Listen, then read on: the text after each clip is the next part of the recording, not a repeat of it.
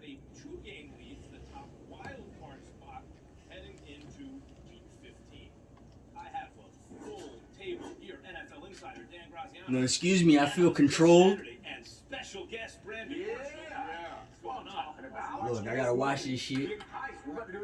No, I don't care. I gotta watch this shit. Superstars everywhere. All right, Jeff, I'm gonna start with you. Can't even load my video. Decided they needed more to win, right? So they traded their former number 1 overall, who went to 2 Pro Bowls, took him to the Super Bowl, 2 other firsts, and the third for Stafford, who had propped up an awful Lions franchise, but has never won a playoff game. Doesn't he? Y'all see how everybody shrunk him? Playoff this year. Don't Max only look big in a tuxedo? Now all these former athletes that's all beat up and old, they had to go back in the weight room and intimidate him because the story didn't hit. My family don't understand that I actually landed this shit. Like y'all don't understand it. Kind of experiment is showing it's benefiting this football team, and it'll continue to grow. 3 touchdowns in 3 weeks, man, is doing something. They'll continue to get this thing. I think they're going to peak at the right time. Do all of these people have sons and Max don't have a son? I just need to know that. They don't have draft picks forever now, right? They better do it now. But Brandon, what about from Matthew Stafford's point of view? The reason I say it's a legacy game is because it's going to affect the way we see his whole career. You win that game, and we The go. people, the dudes in dresses that was around him look like Keyshawn and him right here. Promise.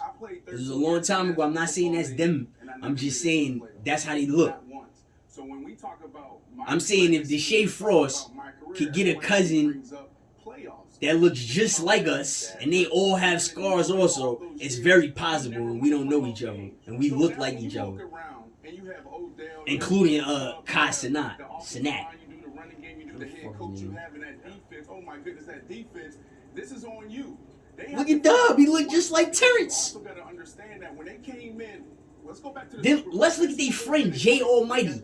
Why does he look like Gerald? Last year, they came onto the scene late. And they did that because they had good defense and they started running the ball. They led the league in rushing. DDG, and really? This year, they started throwing the ball around. And now they found their identity again in the last couple of weeks. Glad you're here. Glad you're here. Dan don't understand. Look at Vaughn, who he looked like. The nigga looked like Aaron.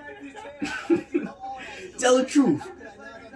Payway T.O. looks like this. He looks like Gerald too. And if you look at Payway T.O. and if you look at the little nigga Jay Almighty, the only difference is Jay Almighty is still sleepy. As soon as the little nigga eyes open, he going to look just like the little Fat Albert looking nigga.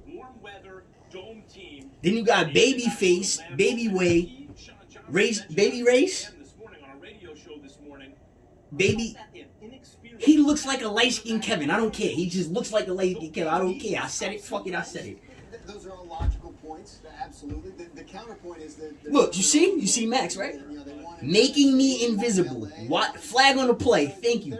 Why is my conversation towards my family, who I'm clearly not keyed in with, literally, but I am with this weirdo. Obviously, because I'm here alone, but you know I'm in my occupancy. Look, here you go. Now you just did a trick. So, but you know, the Tampa Bay won there last year, but I'm sure they would rather not have to do it again. I don't speak Yiddish. This is for the Yiddish speakers. If somebody got hired, a Yiddish informant, so I can subconsciously degree you and watch this man so I can pick up on what the hell is going on, I highly appreciate it. I'll also take a treehouse too.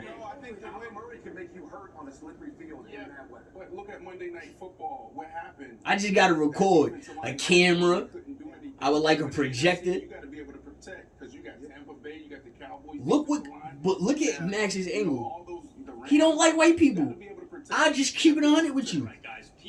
For real, before I knew about racism and anything, I knew that he did not like white people. I'm being just dead serious with you. Now with that defense playing so well, Mike Tannenbaum is saying, look, the Redskins, right?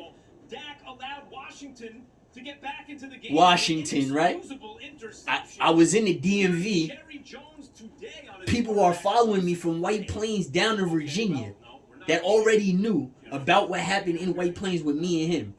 Now Redskins is no longer Aboriginal Aberranian is no longer needed, right? He was slumping. He's healthy. He'll come back around, right? I'm not going to do Jerry, but I'll give you a little summary. With an He said he was. I can't. He said, yeah, he is healthy and he will be fine. And, Yeah, you got it. He sailed it. I don't want to say slump, but people say slump, and that's pretty much. I thought there were two of them. I thought there was another Jeffrey. So Brandon, Dak's got a defense, right? He's got a line, two number one receivers and a deep four. They came up with a tight end. They got two backs. They have a killer in the middle of the defense now, that they just drafted. An embarrassment of riches. If it were Rodgers or Brady or Mahomes, at a minimum, we are expecting a deep playoff run. So what can we expect from Dak Prescott? Well, I'm going to take you back, but first I'm going to start with the last couple weeks, right? The last couple weeks, you got to understand the quarterback, the chemistry that we have with our quarterback is special. They understand our body language. When I get to the top of my comeback, it's a 15-yard route. They know my shoulder lean and everything. They know when I'm snapping it off. The last couple of weeks, those top three receivers been in and out of the lineup. So you got to talk about that. You got to talk about Zeke. They were running the ball phenomenal. Nobody was expecting Zeke to bounce back this year. So now, the last couple of weeks, they've been trying to figure out how to play without those guys. Go back to last year. They were averaging 495 yards in offense. Yep. Zach goes down week 6. Week 6, he goes down. Now they got to figure out what they're going to do for the future. He comes back to camp. Now he has this shoulder injury. He has this calf injury. It takes NFL players months to get into that mid-season form. Yep. So he is still trying to figure out where he's at right now. Man, he'll be fine. The Dak Prescott and the Dallas Cowboys, this is their year. Jeff, I'll go to you with this, okay? And then Graz to you. The Cowboys have a 61% chance of being the 4th seed. Follow me here, okay? Yeah. Rams have a 73% chance of being a 5 seed.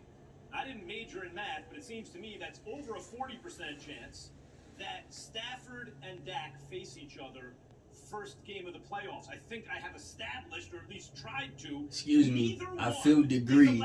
Sorry, I know when somebody's thinking about me. I don't have to be a female. I have an intuition. I have a brain. The agony of defeat, Jeff.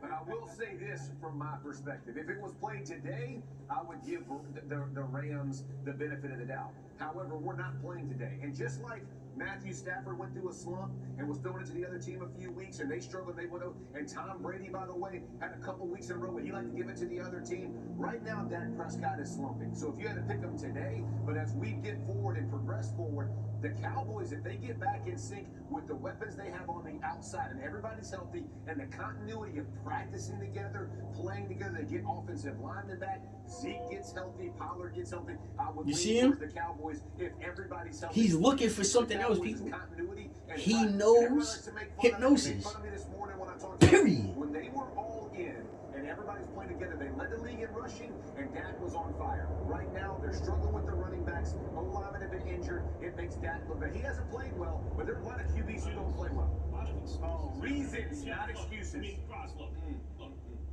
However you want to slice it, no one's going to look at the excuses, right? That idiot Kellerman on ESPN would go the entire offseason talking about, hey, I don't want to hear it, either Dak or Stafford. How did you get bumped in the first round, right? It's a must-win game for them in the first round. It is for both of them and their legacies. There's no question about it. It'll define the way we talk about them, and how far they go beyond that. Whoever does win.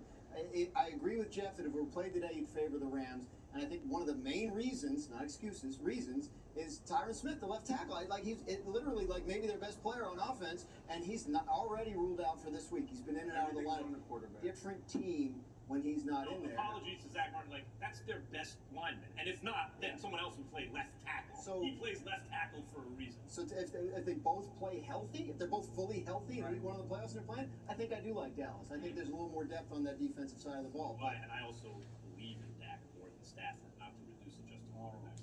You want Dak to block and Coming catch up. the ball? That's right. And run it. Yeah. It's Tuesday. That means it's time to add another jersey to my Harvey roster. Dent's Two-Face Did I go Batman. with 44-year-old Tom Brady or a guy people are saying is the best rookie defender since LT?